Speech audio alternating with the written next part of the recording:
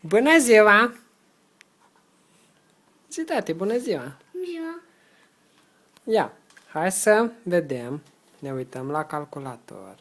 Da, Răzvan? Da? Și acum să vedem dacă știm formele geometrice. Da? Da. Ok. Dar le spunem în limba Română. întâi și apoi în limba engleză. Da? Bine. Ia, hai să vedem. Primul este Încerc. un cerc. Da? Și în engleză se spune Red. este red.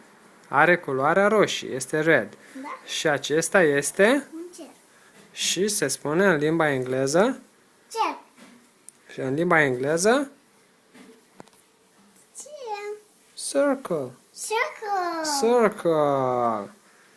Acesta Oval. oval. Acesta Square. square. Acesta Rectangle. rectangle. Acesta Triangle. triangle. Acesta Octagon. octagon. Asta e octagon. Sau ăsta, nu mai știu. Asta Star. star. Hai să mai căutăm. Alte forme. L-a găsit asta. Care? Hai să căutăm. Ia aici. Super. Asta? Ce este asta? Rectangle. Rectangle. Da. Asta? Triangle. Triangle. Da. Asta? Oval. Cum? Oval. Oval. Și asta? Square. Square. Very good. Hai să mai căutăm. Da. Să mai căutăm alte forme. Formă asta.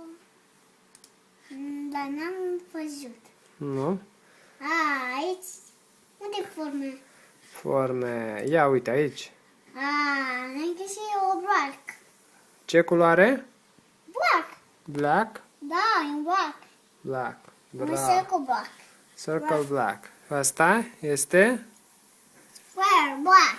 square black. Asta Circle black. circle black. Asta Triangle black. bravo. Acesta Octagon black. octagon black. Și asta Rectangle black. rectangle black. Super. Hai să mai căutăm. Forme. Să căutăm acum Formele. alte forme geometrice. Să căutăm Aici sunt. Forme. Nu e forme. ce este asta? Diamond. Diamond. Super. Adică un Albastru. este albastru. Și în engleză? Ce culoare? Cum spunem? Albastru în limba engleză. Cum spunem albastru în limba engleză?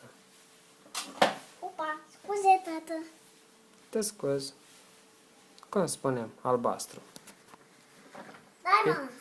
Este diamond. Ok.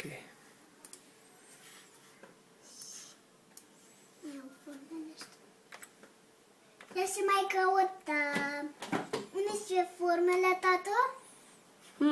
Ce asta? Cum? Heart. Heart. Și ce culoare? Ros. Și, și în engleză? Heart. Heart. Ia So, să vedem. Și oval. oval. Da.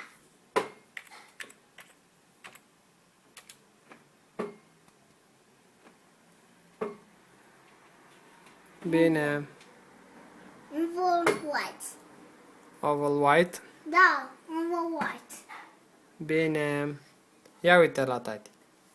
Spune papa Papa. și goodbye.